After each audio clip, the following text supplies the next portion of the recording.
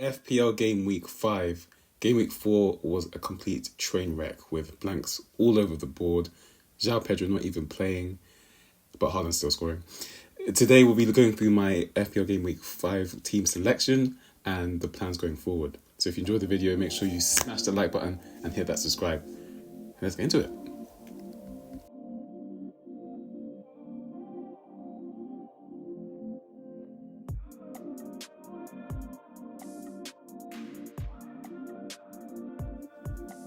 What's up, it's FPL Vert, where arrows go green, and before we go through the Game Week 5 team selection, let's have a little review of how Game Week 4 went. And I can confirm it was another green arrow. Yeah, there was actually blanks all over the board for most people. It was the lowest scoring game week of the season so far.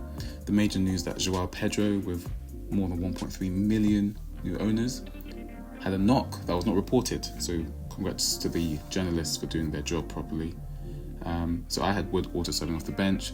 The major news that was, of course, that Haaland scores again, scored a brace, and Smith Rowe kind of unexpectedly returned out of my midfield.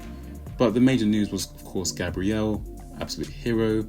I said last week that the decision was between him and Pedro Porro. And yeah, I went with Gabriel because, of course, Tottenham are terrible at set pieces and Arsenal are pretty decent at them. So he came in for 15 points to boost my green rank. So thank you, Gabriel. On to the team selection.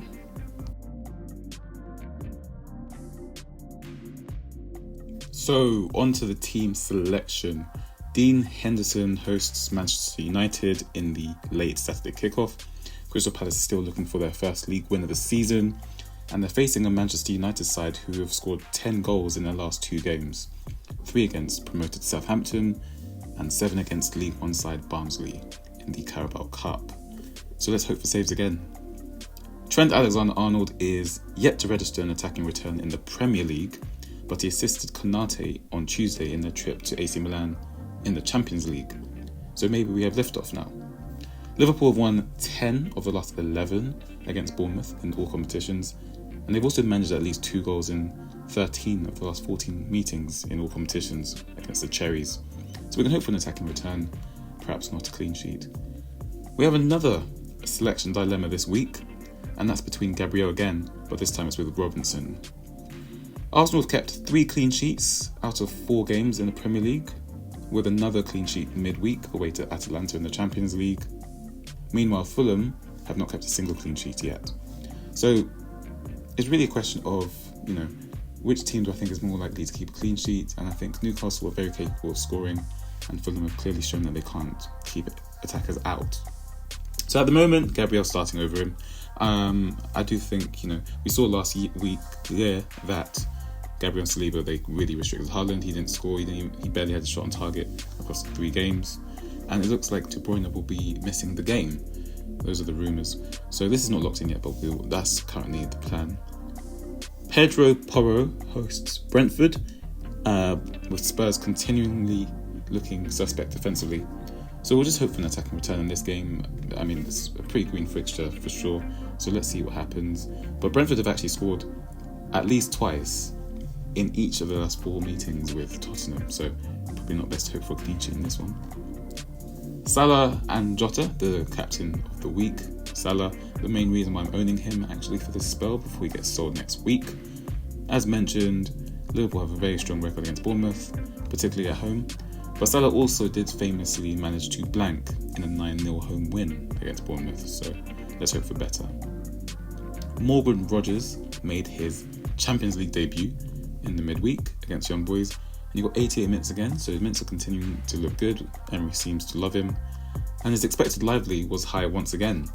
So when you watch him, he looks very impressive. Obviously, he had 4 key passes in the midweek in the Champions League, so that's very impressive as well.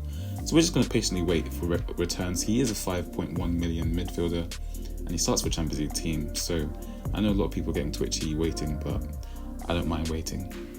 Smith Rowe hosts Newcastle on the back of his assist last week. Both his returns have come at home, so we're going to hope for one today, this week.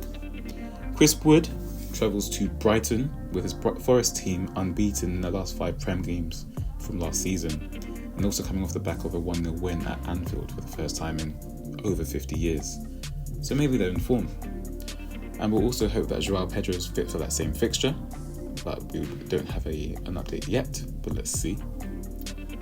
And for the first time this season, I will not have the armband on Erling Haaland. Last season, in his 3 matches against Arsenal, he managed 1 shot on target in Community Shield and the both league games.